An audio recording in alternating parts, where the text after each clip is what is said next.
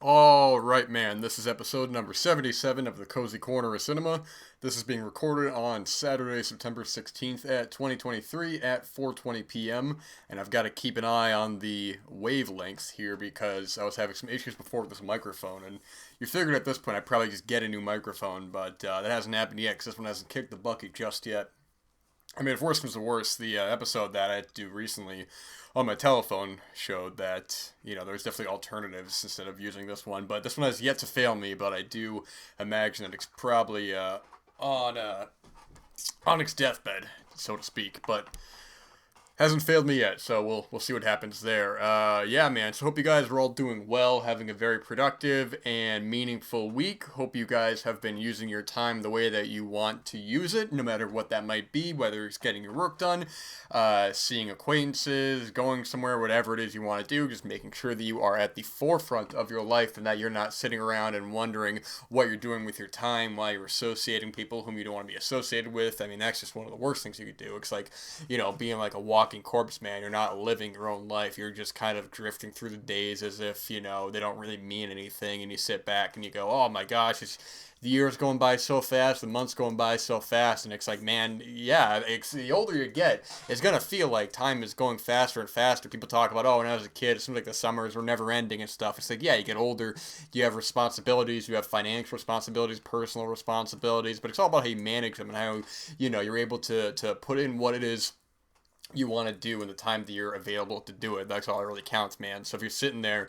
and you're talking to somebody who you're not getting anything out of the conversation, or you're somewhere you don't want to be, then you really got to kind of reevaluate the situation that you're in, man. It's those little things that kind of build up that ultimately will make your life a lot more meaningful and a lot better. But speaking of making your life better, I didn't even talk about a little while ago that the Venice Film Festival just happened, and there were just a lot of films that were coming out of there. I was getting a lot of attention. Because I was thinking about recently how I've seen just so many good films this year, and I mean I would say I confidently have a probably top 15, top 20 or so. But then again, there's some of those that aren't considered 2022 films. So maybe the number will the probably shrunken down from there. Because I'm thinking back to like some of my favorites so far this year that I know are technically 2022 films, like One Fine Morning and The Innocent, which got released theatrically here, but didn't. But were technically released overseas first, so there is that. But with the Venice Film Festival that just happened, I'm hearing a lot of talk about films like I was hearing some good stuff about the new Yorgos Lanthimos film, Poor Things with Emma Stone, Mark Ruffalo, Willem Dafoe, which it's been getting exceptional reviews. This is his first film since I think The Killing of a Sacred Deer. No, I'm sorry, The Favorite was his last film back in 2018, and I've only seen a couple of his films. Actually, no, I think I've seen most of them. The one that he did before Dogtooth, I haven't seen, and I think he did something before that as well. But Dogtooth is very good. Like I said, Killing a Sacred Deer is great. The Favorite is great. What the one that he did? Oh, The Lobster is pretty good. I'm not the biggest fan of that film, but I've been hearing some fantastic things about Poor Things. Really looking forward to that. Michael Mann's got a new film, Ferrari, with Adam Driver, which this is his first film since Black Hat. I think that was 2018 or 19, which I gotta watch before the next Blu-ray episode because that is getting the director's cut Blu-ray next month from Arrow. So I'll definitely have to be watching that. Sofia Coppola's new film, Priscilla, has been getting a lot of talk, getting a lot of very positive reviews. Sofia Coppola is an interesting filmmaker. I'm about kind of split on some of her work. I'm a big fan of some of her films like The Virgin Suicides and Lost in Translation. Not so big on some of her other stuff like her remake of The Beguiled, I really wasn't a fan of, and Somewhere I'm not really a fan of. But I've been hearing great things about it. This looks to be a more honest kind of love letter to a complicated relationship than the kind of nauseating Baz Luhrmann film, which was I like that film. I say nauseating because that's a film that it's very ADD. You don't really get any sense of real character in that film. It's much more interested in the Elvis as a pop culture icon rather as a nuanced character. And actually, speaking of which, I was listening to Guillermo del Toro's commentary on Vampire recently, and he had a very interesting point that I hadn't even thought of, where he said that a nuanced character isn't always a good character, and vice versa. That a good character doesn't have to be nuanced, and that made me kind of reflect on some films I had seen and some characters who, you could say were well written or not so well written. But I think ultimately it matters in the context of the film what kind of character you're writing or you're observing, and in that regard. That was a very good point. I will say, yeah, if you have the opportunity, definitely listen to his commentary on Vampire. Del Toro is one of those guys who I'm not really the biggest fan of most of his work, but I think he's such a knowledgeable and interesting guy. And his commentary on Vampire was fantastic. He was, can be very self-deprecating, but in a comedic way. Had a lot of really good insight about some of the religious iconography that's in the film.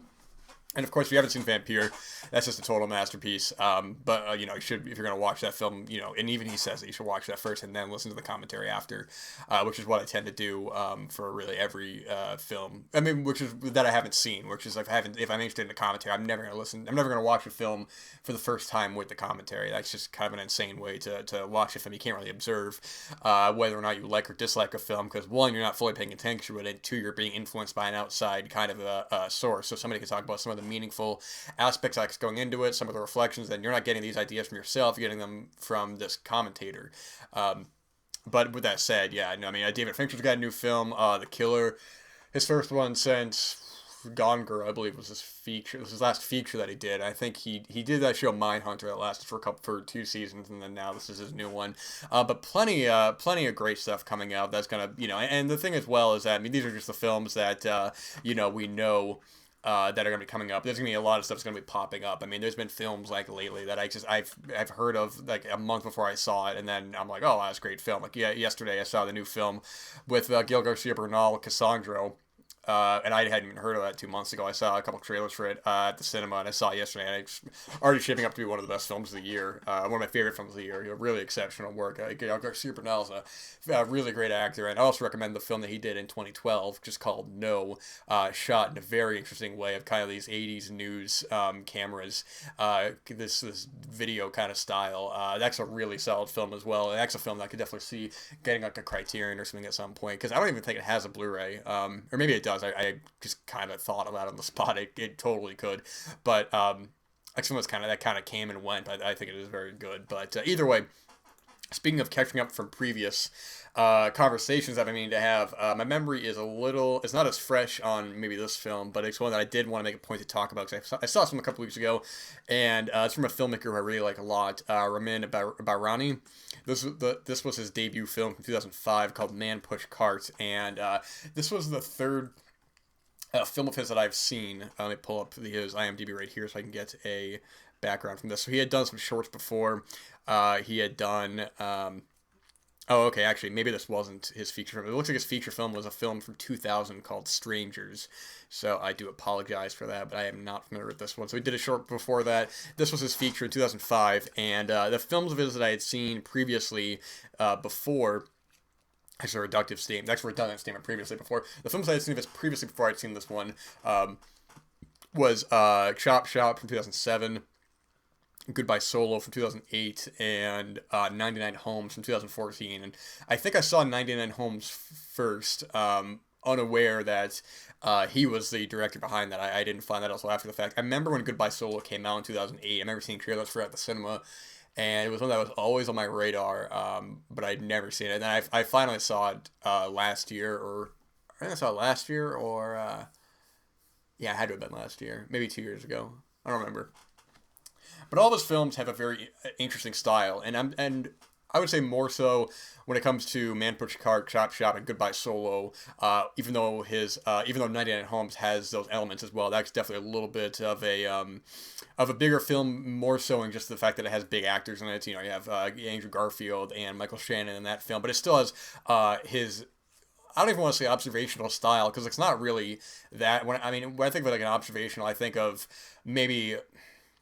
I'm like, how do I want to phrase this? Not quite experimental, not quite like avant-garde, but more in a way where it feels like there's less of a plot. I would say maybe something closer to like a mumblecore kind of film, where you don't really, for the most part, you don't really have a plot. You really are just kind of watching these characters in these certain situations and how they kind of interact with one another in an observational way, I would say. But films, certain of his films, I think have those elements, because Man Push Cart Chop Shop and Goodbye Solo all feel a bit closer to having more linear stories, Goodbye Solo especially, than rather just being a look into these people's lives. Because Man Push Cart is a great film in the regard because you have this main character, this guy Ahmed Razvi, who is working at this food cart in New York.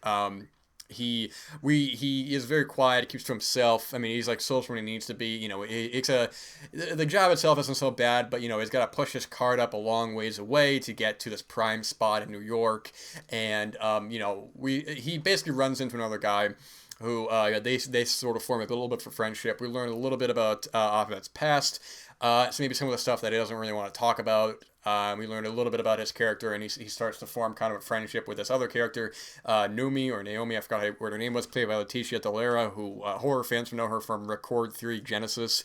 She's the main character in that film, and it's actually my favorite of the Record films. I mean, I think the first one has the strongest horror and has the strongest tension on that, but for whatever reason, when I first watched Record 3, I wasn't really big on it, and then I watched it again when that Scream Factory box set came out, and for whatever reason, it just completely clicked for me. I think that's actually a really great film, and one of my favorite horror films of recent memory, probably the last like 10-15 years or so. But she's in the film. She's also kind of quiet, keeps to herself. She wants to know a little bit more about him, but he's kind of resistant. And when I say these films are kind of observational at times, because they have a plot where you have these characters going through these arcs and changes, but it's not a film where there's a big resolution and there is not I don't even want to say a big conclusion in a way that sounds, because that sounds kind of like a backhanded kind of statement. It's like, oh, there's no real conclusion. I mean, because there is, but it's not the end of the story, man. And I think that's what this film and Chop Shop really have in common. And actually, Chop Shop as well deals with let me pull up the page right here. I do apologize. I just had that up, but then I don't want to close out of it. Also, got to keep an eye out, making sure that the audio is still well. Here it is. I remember I used to record this with this microphone, and I was having problems with the audio was fading out as I was talking, so it was getting to be a real pain. I have to re-record some stuff. That happened a couple of times. Anyways, okay, so with Chop Shop is that I think also takes place in New York as well. You have this kid on the street who ends up working at this, this auto place. It's like this corner that has all these like kind of repair shops and stuff. He's trying to help him and his sister out. He's living in this small little like this really small room in one of the places. And it's been a little while since I've seen this film, so I do apologize if some of the details aren't exact, but he also is trying to get money to help him and his sister out and to get this food truck as well. He's going to fix up and repair. And I remember when this came out in 2007, the poster of this film was always one that really stuck out to me. I always thought this was just I always thought this was a documentary for whatever reason. I knew nothing about it. I saw that poster. I'm like, okay, this is probably a documentary about, I don't know, kids on the street or something like that. And it's not. I mean, it's a narrative film. And what I like a lot about these films is that he never goes into bad melodrama where you have these people who are in these unfortunate situations, or maybe the life's not so good for them, and there isn't that big moment in either of these films where you're not you're watching Man Push Cart and you're waiting for some like cliche moment of maybe somebody like destroys the cart or yells at, or gets in a fight with a guy or anything like that. I mean, it has moments of drama throughout, but these films are much more have better writing than anything like that. I think a problem that I have with certain films is when it comes to like a lot of dramas and stuff, I notice this more in kind of some more contemporary films that want to be realistic, but then have these really Hollywood moments of drama that don't feel sincere. There was a film that I saw recently that I actually liked, but I had a lot of problems with some of the writing. And let me get a sip of this beverage, by the way. It was the film Mutt that just came out, which I actually thought was very good. It's about this guy, he's trans and he's living in New York, and it's basically a day in his life. He ends up sees an old boyfriend. He has to get a car, and that's a good film. But a big problem I have with that film is that it's not just that it's a character having a bad day. It's these ridiculous moments of melodrama and ridiculous moments of very poor writing, of having to explain the conflicts to the audience. And there are moments in that film where the main character is unlikable, and I was like, okay, that's good, that's nuance, you know, it doesn't mean the character's automatically good, but I'm like, okay, the character's not all good, they're kind of annoying at times, but it's an interesting, well-written character, but then you get dragged back down, and, oh, I'm watching a movie because you have these ridiculous, some of these ridiculous dialogue exchanges that it's just like, man, you pull it back, this is like, dumbing it down for the audience. Like here's the message of the film. It's like, dude, we got the point. And that's what these films never do. They never, you know, I mean that's a different kind of film, but these films are never trying to push its writing or anything like that to the audience that it feels that it doesn't feel unrealistic.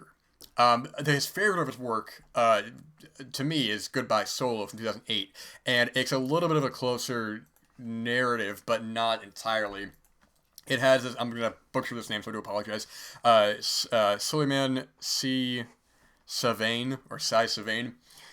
He plays a taxi driver. This guy Solo. He's a very, very great leading man. Very charismatic. He, you know, he talks to people. He has his great conversations. He's always, you know, smiling a bunch, but he has his problems. You know, he actually, I looked it up here. I don't. Apparently, he also played a taxi driver in Good Time, but I don't remember who he was. I remember a scene with a taxi driver, but I'm trying to remember. I'm trying to put my picture to the memory, but I'm not thinking of it right now. But he's a very great leading man. You know, he's likable. He's charismatic. He meets this guy William, played by Red West, and they start to form something of a friendship in a way, but it's never cliche. It never feels forced. You know, William's very quiet. He doesn't really want to talk to anybody, and you know, we start to learn a little bit more about him and how he has these kind of, you know, his past of his own, man. And the two of them work really well off each other. And I think that's what Bahrani's films, what they have in common.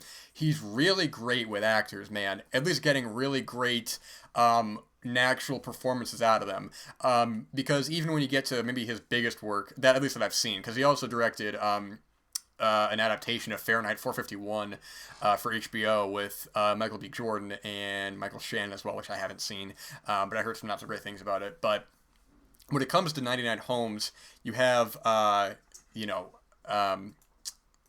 Andrew Garfield and Michael Shannon, who are both big actors, but you have these really solid sequences in the film that feel not exactly improvised, but they feel uncomfortable and realistic. So you have moments in the film, again, that's a film where Andrew Garfield's living with his ma, and they get evicted from their home. Michael Shannon's one of these guys who goes around and you know, takes the houses and sells them. But he's not like a real estate guy. He just basically kind of screws some people out of the houses if you know, if they don't like pay on time and stuff, basically. And truthfully, I don't remember what exactly it was. He was doing something that was, I don't remember if it was illegal or not. I'm pretty sure it was. It's been a couple years since I've seen the film, so my memory is a little fuzzy on that front. You know, Michael Shannon takes him under his wing, kind of to show him this, you know, how he does it, you know, the money he can make from it. Meanwhile, at the same time, you know, Andrew Garfield's living with these people at this motel where they don't know that he's working with him. You know, the guy who basically got them all evicted and stuff. And just has great moments throughout, very uncomfortable kind of sequences where you know, Andrew Garfield has to go to the houses and has to be the one to tell people, like, you know, you got to pack your things, you got to get out right now, and it's just you know, he really can't handle the pressure. He's not really meant for this kind of lifestyle, and Michael Shannon basically trying to show him and tell him that, you know, you can't really think about it in you know, as people, kind of just have to, you know, get them out and stuff. And I think of his work that I've seen, this is the one where the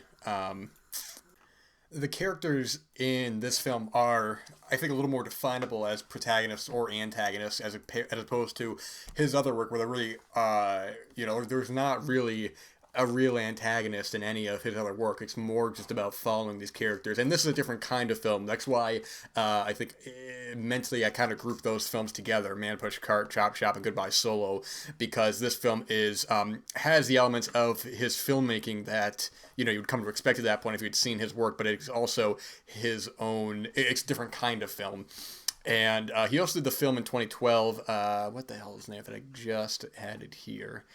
The Zac Efron, Dennis Quaid film, At Any Price, which I didn't know he directed that. I remember when that came out as well, but knowing that he directed actually, it made me more curious to watch it. His newest film at the time of recording this is a documentary for Showtime. This film, There it is. Second Chance from 2022, a documentary about this guy, Richard Davis. It says the inventor of the modern day bulletproof vest who shot himself at least 192 times to prove his product worked.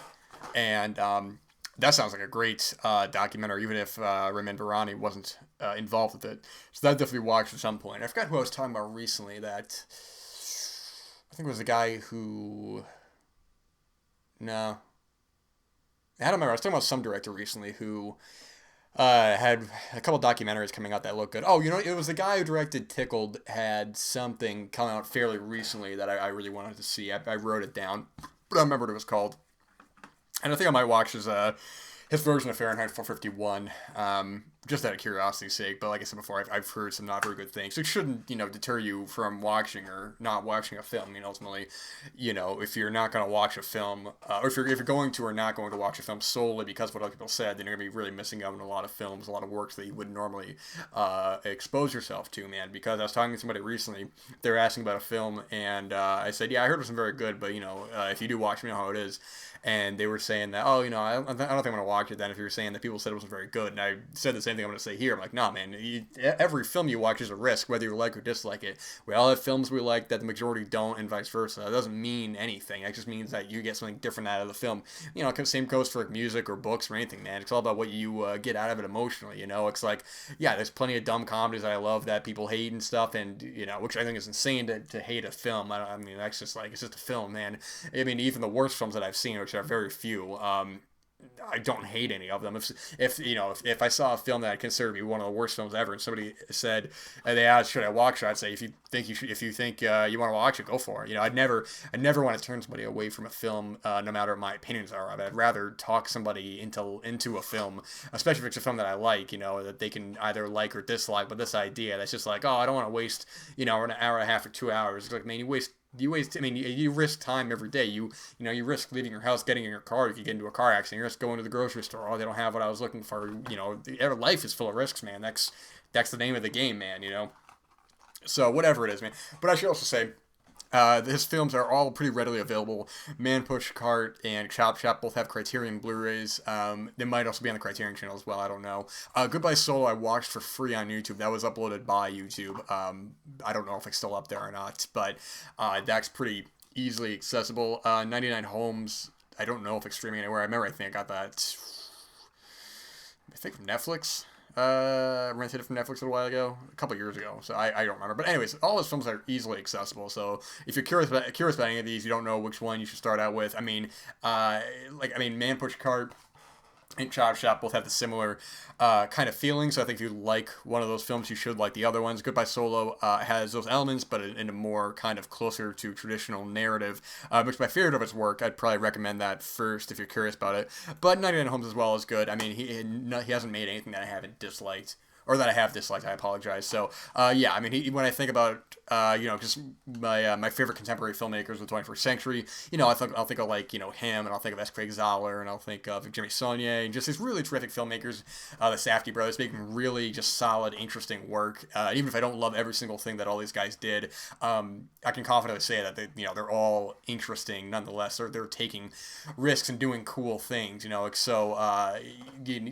understand that filmmakers, they do, one for them, one for you, or sometimes, make a film maybe you're not as close to, that you can use to fund other films of yours, or vice versa, or anything like that. And that's fine. It's all about what the filmmaker kind of brings to it, what kind of voice they're going to bring to it. But yeah, so, check any of those films out. I think if you like any of those three, you'll most likely like the other ones. I'd be surprised if, you liked one and not the other two so much. But, terrific stuff across the board there, definitely. With being halfway through September, we're definitely getting into the beautiful fall weather. It's already here. I mean, it was a beautiful day out today and yesterday. Just a nice, cool breeze in the air. It's just like perfect t-shirt weather. It's not too hot. It's not too cool. It's been so many days lately that it's just been like aggressively hot, where it's just so egregious. I mean, a couple weeks ago, it was just like an endurance test, man. I'm like, man, just got to get through these days because this heat is being so abrasive and unbearable. But we get through it one day at a time. It's beautiful. Take advantage of this weather. Go outside, go for a walk, use your time, weekends especially, I love the quote by Charles Bukowski who said something like, I'm going to mess it up again, I know I mentioned recently, but Sundays have killed more men than wars, or something like that. Just, just don't let the time, slip by you. Don't be sitting around and wondering why, it's going, this year's going by so fast, this, that. It's like, my man, you have to be at the forefront of your life. Associate yourself with people who are going to enrich your life, man. I tell you, it's one thing, you talk to your coworkers and stuff, and I get that, I thankfully I work a job where I'm by myself. I work by myself 98% of the time. The only interaction I have with, on a social level is just, briefly see my coworkers the next day, and, you make a little small talk. Now, it's all being polite, man. Don't be a jerk. Don't be, don't be like that.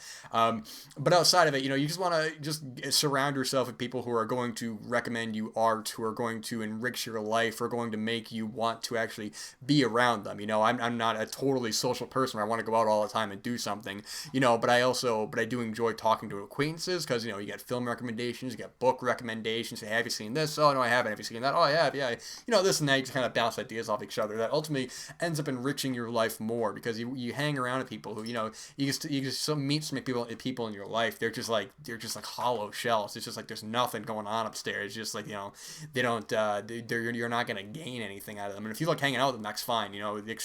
There's no wrong answers into how you, live your life as long as you're not hurting yourself or anybody else. But I've just gotten to that point where I really just want to associate people who are going to, I'm going to get some improvement out of my own life with them. I'm going to get something out of if there's going to be any conversating, it's going to be a productive one where, we'll discuss art, we'll discuss this or that. That's totally fine. I think that's really phenomenal. But you're the writer, you're the director, you're the one-man crew of your own life, so don't take my words for gospel. Do whatever it is you got to do, that you want to do. You're the one-man crew, and the film ain't gonna get done unless you're doing the work, man. I tell you, it's like like any film. It's like it takes a crew to make them all, man. Rome wasn't built in a day. Sorry, I was adjusting my chair, so yeah, it wasn't totally focused on that. Let's see. All right, so pretty much wrapping this one up, guys. Let's see I'm looking at calendar. Is it next week or the week after? Okay, just preparing for future stuff. Yeah, so that's all I got. I'm not gonna keep rambling on anymore. You guys have a fantastic rest of your day whenever you're listening to this. Day, morning, night, afternoon, whatever it is. Just make sure you're doing what it is that you want to do, as long as you're not hurting yourself or anybody else. And that's the ultimate goal that I'm trying to get across, or message, whatever. All right, now I'm stuttering, losing my train of thought, so I'm going to end it here before I embarrass myself even more. Goodbye.